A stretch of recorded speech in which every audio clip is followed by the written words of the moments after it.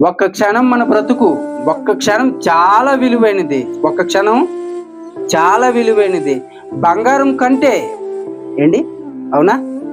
బంగారం కంటే, బంగారం కోసం ప్రార్థన చేసేవాళ్ళు ఉన్నారు ఏంటి, ఆస్తుల కోసం ప్రార్థన చేసేవారు ఉన్నారా లేదా? ఆవు గేద పాలు ఇవ్వట్లేదని ప్రార్థన చేసేవాళ్ళు కూడా ఉన్నారా?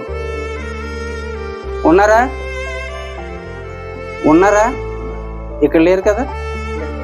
ఓకే, దేవునికి మహిమ కలుగును గాక. ఆవు గేద పాలు ఇవ్వట్లేదని కూడా ప్రార్థన చేసేవాళ్ళు ఉన్నారు.